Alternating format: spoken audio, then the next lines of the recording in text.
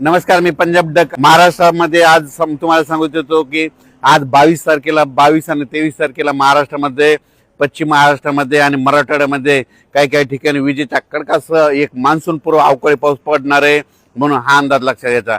सांगायचं झालं तर हा पाऊस कोल्हापूर जिल्हा, सांगली जिल्हा, सातारा जिल्हा, पुणे जिल्हा, अहिल्यानगर, नाशिक सहित त्याच्यानंतर परभणी जिल्हा, संभाजीनगर जिल्हा, जालना जिल्हा, बीड जिल्हा, लातूर जिल्हा, धाराशिव जिल्हा, नांदेड जिल्हा, त्याच्यानंतर परभणी जिल्हा या पट्ट्यामध्ये आज रात्रीच्याला म्हणजे दुपार 4च्या नंतर ते मध्यरात्रीपर्यंत चांगला काही ठिकाणी विजेच्या कडकडासह पाऊस पडणार आहे. काही भाग सोडून देणार आहे, सर्वदूर पडणार नाही, मात्र पाऊस मात्र चांगला पडणार आहे म्हणून हा अंदाज लक्षात. खास करून बीड जिल्ह्यामधल्या शेतकऱ्यांसाठी आनंदाची बातमी. बीड जिल्ह्यामध्ये हे मान्सून पूर्व पाऊस आजचा आणि उद्याचा 22 आणि 23 मेचा चांगला पडणार आहे म्हणून बीड जिल्ह्यासाठी आनंदाची बातमी. लातूर जिल्ह्यामध्ये देखील हा पाऊस जोरदार पडणार आहे म्हणून लातूरकरांसाठी आनंदाची बातमी.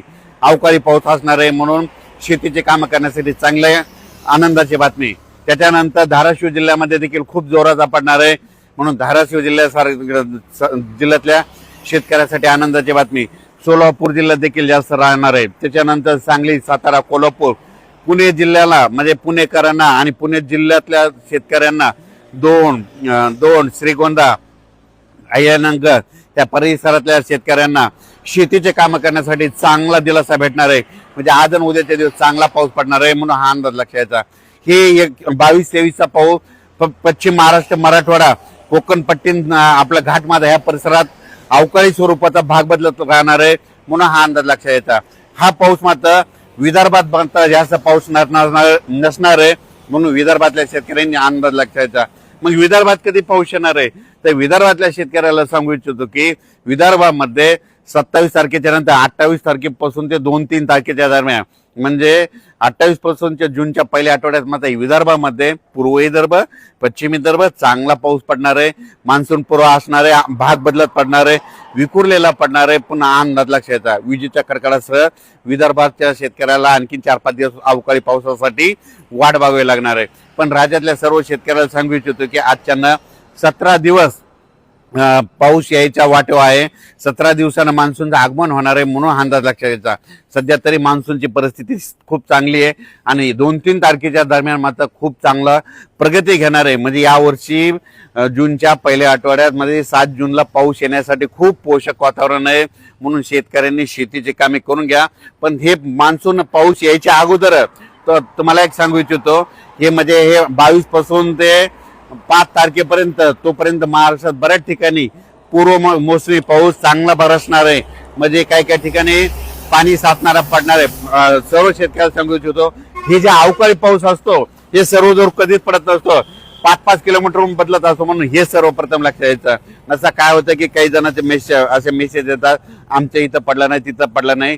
हे अवकाळी पाऊस सर्वदूर पडत नाही, भाग बदलत पडतो, विखुरलेल्या स्वरूपात पडतो म्हणून हा अंदाज सर्व शेतकऱ्यांनी लक्षात घ्यायचा.